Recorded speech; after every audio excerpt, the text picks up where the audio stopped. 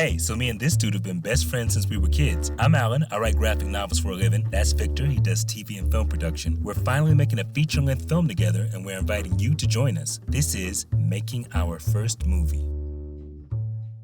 Two young activists must choose between violence and peace to bring down the corrupt politician responsible for the death of their childhood friend. So listen, man, ever since at least you were a teenager, we were talking about doing movies, and that was a big thing for you. You know, you had brief things where you flirted, like you did painting when we were teenagers, and you were a photographer, but film was always in your heart. And so we went out for a long, long time, and I was like, this fool ain't gonna make no movie. I'm an artist. I had to simmer for a bit, son. Like I had to. Okay, so man, yeah, I was thinking about like back when we first met. So, you know, we were involved in this church in Atlanta. I was 14 and you were 16. Maybe I was 15. 15, 16, 14, 16. We were around that age. 16. Yeah. Right. Yeah. No, I was definitely 14 and your cousin was 14, and we. Right. And we all met on a bus. We were in the back of the bus doing what we do. Right. I mean, back then I was, my cousin was, dope with the lyrics and stuff, and I was always holding the beat down with the beatbox or the back of the chair or whatever. And then here you come. I'm like, who's this high top, light skinned dude? Your hair was like mad. It was like the perfect kid and play joint with the dope fade. Right. I'm like, who's this guy? That's hilarious, man.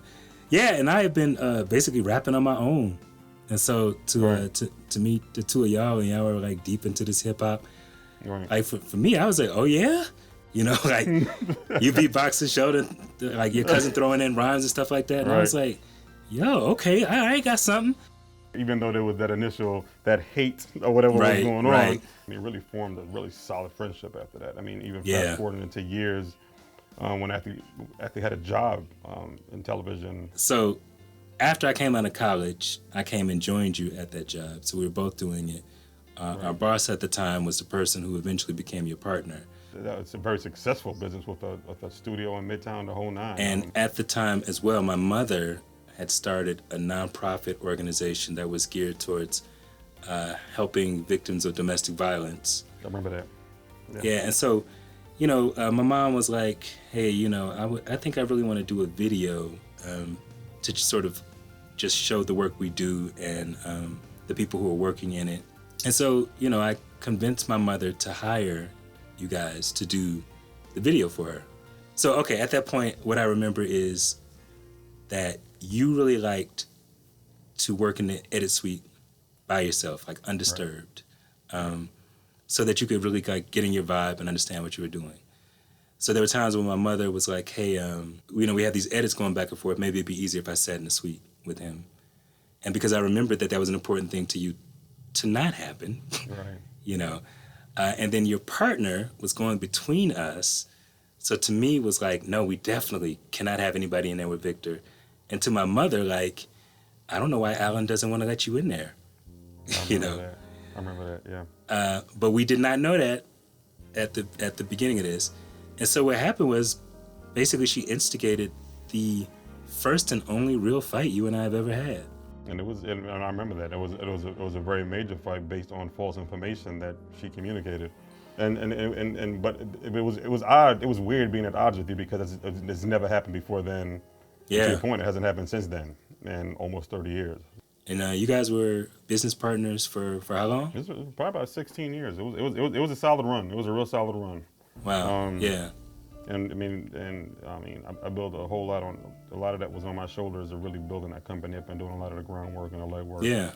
Creating a brand, a look, from directing stuff to editing to motion graphics to 3D graphics, everything in production as an artist. Well, yeah, so I'm thinking, man, like, obviously that partnership didn't work out. It didn't produce what you wanted. I'm going to say maybe 7 years ago, you hit me up and was like, hey, Brooks, I wrote a script. And I was like, wrote a script? Psh. I was like super gas face. Wrote a script? This guy. Right. Coming from, like, not doing a movie, but you had never written anything. So I was like, on top of that, wrote a script. Just every time. And, you're like, check it out, give me some feedback. And so, just because, you're my man, like, I checked it out. And I think there were maybe like 2 or 3 plot holes that I pointed out, and you resolved them. And then I was like, well, I'll never hear about that again. And then like 5 or 6 months later, you had that movie made. Yes, and it's one of them things where once I set my mind to something, again, like I said earlier, I'm an artist. It takes time for that stuff to simmer. And it is simmered and cooked long enough, and I'm like, it's time to put this thing out. And one thing about me is when I put my mind to something, like, it's gonna happen regardless. Right. If you're on board, it's gonna happen. If you're not on board, it's still gonna happen. It was crazy seeing you go from this point of just years of, waiting basically for somebody to make it happen or give you permission, to the point where you were like, I'm just gonna do it. I'm gonna write this script. I am gonna make this movie. And then to see you having done it.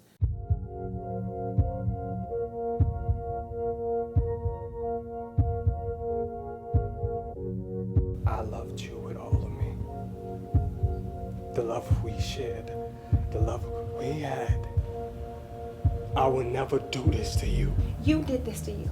I stopped trying a long time ago. How could you keep something this serious away from me? Barely touching each other. Love, it has a mind of its own. I think you should just let it run free. Wild. No boundaries. And going to festivals and taking your it made me so proud of you, man. Like, it made me so happy to see you do this thing that you have desired for so long. I was like, this is what this dude is made for. And I remember that, because I remember you saying that, and I'm like, it made me feel good. I'm like, yo, it felt good to have that kind of, to see that my best friend had this kind of pride in what I did, and I'm like, wow. I mean, and that meant a lot, because to your point, it had been a long time since before I actually did my own thing. Like, of course I worked on other things. I was in the industry for a while. Yeah. Documentaries. I got an Emmy. And you won an Emmy, right? Yeah, for a documentary I did, but it wasn't mine. I was working on other people's projects. I was posting someone else's project. I was producing, but I needed something that was mine, like kind of like this movie. I mean, no, this is my first movie, but this would be my first feature-length movie that I'm the director on, and we're executive producers on.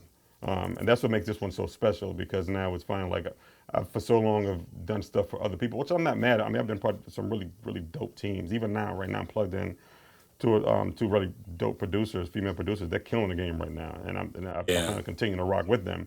But on the same note, as an artist, as an entrepreneur, as a filmmaker, I mean, I have a voice too. So. Yeah, man, I feel like it's the natural progression of your whole life, and it's a really dope time. I think for anybody who's trying to figure out whether they can work with their friends on anything creative, particularly film, it's really a matter of, are you at that point where you're ready to do it? You and I have talked about this. I've done my research. That's another thing about other filmmakers. Do your research. Understand what you're shooting with. Understand what you're editing. Like, understand what that process is. Educate yourself. And that's something that I think we've both done as intelligent human beings. I think it's something anybody should do if they want to be a master of their craft. Period. Right. No better closing than that. I appreciate the fact that anybody who's watching, that you're going on this journey with us. We're going to talk more about some of our experiences and what it took to write a script and to bring things together. So I think probably the best way to end is another shout out to my t-shirt. Of course.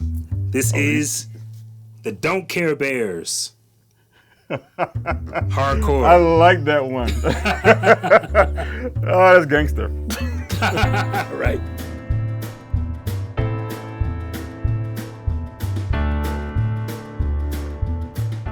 And next week, Victor's going to give you 8 ways to make your short film.